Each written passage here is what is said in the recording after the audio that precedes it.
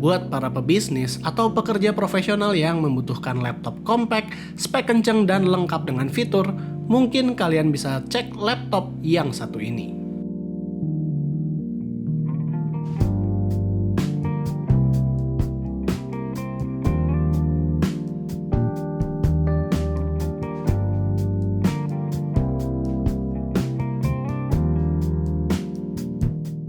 Seperti laptop bisnis pada umumnya, ExpertBook B5 dari Asus ini compact, berdesain gak neko-neko, dan juga punya military standard. Khusus untuk ExpertBook B5, dia bersertifikat military standard MIL-STD 810H, jadi laptop ini sudah dites untuk tahan di keadaan ekstrim, seperti suhu yang ekstrim, dan guncangan kecepatan tinggi, dan juga jatuh dari ketinggian tertentu. Jadi walaupun tipis dan juga ringan, build quality laptop ini bisa dibilang lebih solid bahkan kalau dibandingkan dengan laptop-laptop tebal kebanyakan. Hinge-nya memang nggak bisa dibuka pakai satu tangan, namun jangan lupa juga kalau laptop ini adalah sebuah 2-in-1 yang monitornya sudah support dengan stylus. Yang menarik adalah panelnya, jadi panel laptop ini berukuran 13,3 inch Full HD IPS dengan fitur touchscreen dan juga sudah support stylus. Yang gue suka dari panelnya adalah memang panel ini glossy, tapi glossy-nya itu nggak terlalu mengkilap dan malah lebih condong ke arah matte, jadi panel ini nggak terlalu reflektif banget. Keyboardnya punya layout yang agak berbeda dari Asus biasanya, memang page up, page down, dan home masih di AeroPad, tapi ada beberapa function button yang berbeda dibanding biasanya. Contoh, ada microphone mute button, noise cancellation, snipping tool, dan juga camera off button. Di sini ada dua macam privacy shutter. Buat camera off button yang ada di keyboard adalah mematikan kamera lewat software, sementara di webcam sendiri ada privacy shutter fisik yang menutup webcamnya. Untungnya power button di sini terpisah dari keyboard dan ada di bagian samping dan punya fitur yang bernama finger reading catch. Jadi kita hanya perlu menekan tombolnya sekali aja buat nyalain laptop dan fingerprint kita bisa diingat saat sign in, jadi nggak perlu sentuh readernya lagi. Buat koleksi port, gue salut dengan Asus yang bisa menyediakan banyak pilihan port di dalam laptop yang kecil. Di sebelah kanan ada power button, audio combo jack, USB 3.2 Gen 2, ada full HDMI port juga, dan ada Kensington lock. Sementara di sebelah kiri ada dua USB Type-C yang sudah support Thunderbolt 4, mini DisplayPort juga ada, dan di laptop ini yang terakhir ada volume button. Nah, buat dapur pacunya, laptop ini punya spek yang cukup standar untuk sebuah laptop kerja. Prosesornya adalah Core i7 Tiger Lake dengan Intel Iris Xe, dilengkapi dengan 16GB RAM, dan juga buat storage dia ada 1TB SSD, namun di review unit kita partisinya agak lucu, seperti tidak imbang gitu. Untuk performa, Core i7 Tiger Lake yang ada di dalam ExpertBook ini, skor Cinebench-nya ada di 900-an. Cukup standar, konsistensinya juga bisa dibilang lumayan, tapi sedikit-sedikit masih ada turun yang relatif jauh. Kalau skor 3D Mark Firestrike ataupun Skydiver sebenarnya menunjukkan kalau laptop ini masih bisa main game ringan asalkan settingannya itu nggak di maksimum. Kita mencoba beberapa game enteng macam Valorant dan Evil Genius masih mendapatkan frame rate yang playable asalkan jangan di mentok kanan. Buat suhu, karena laptop ini berspek i7 yang punya limiter, suhu dari laptopnya juga adem mau di Surface ataupun CPU-nya, namun kalau misalnya kita ngomongin throttling, ya karena ini bukanlah laptop gaming, jadi wajar-wajar aja kalau ada throttling di laptop ini. Seperti biasa, laptop kerja yang dilihat adalah pengalaman make dan juga fitur-fiturnya. Buat fitur-fitur, ExpertBook B5 punya banyak banget fitur yang dibutuhkan orang-orang kerja. Seperti yang kita udah bilang tadi, monitor dari laptop ini enak banget di touch, dan karena akurasi warnanya juga bagus, dipakai buat bikin PPT juga enak, dan kalau butuh numpad di touchpad juga sudah ada. Dan ada FN lock juga.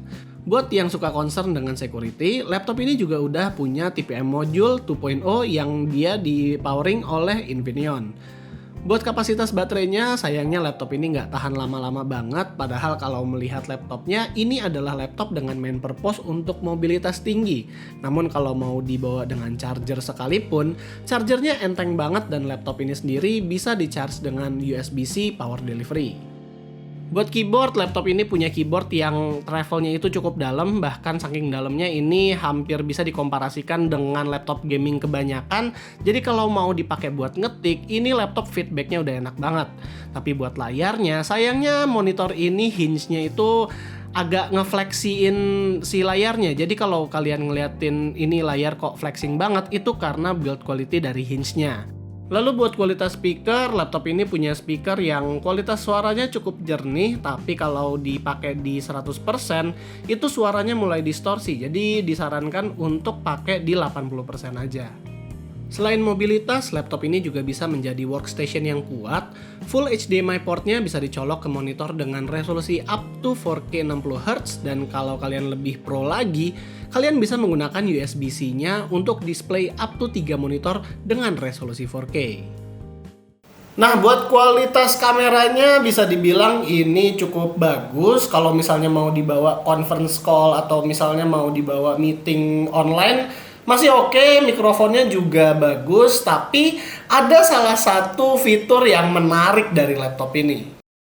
Nah, di sebelah kanan atas itu ada tombol buat nge-suppress suara. Itu gunanya adalah untuk nge-suppress suara background kalau misalnya lagi video call. Contohnya nih, misalnya temen kalian lagi video call dan mereka lagi di jalan. Itu kalian, dan kalau misalnya berisik banget, kalian bisa nge-suppress suaranya. Misalnya nih kayak lagi di mobil, itu kan suara background dari luar kan banyak tuh. Kalau misalnya itu mengganggu, kalian bisa nyalain aja dan suaranya bakal menjadi seperti ini. Itu suaranya memang agak dibekep, tapi suara background luar itu bener-bener gak kedengeran.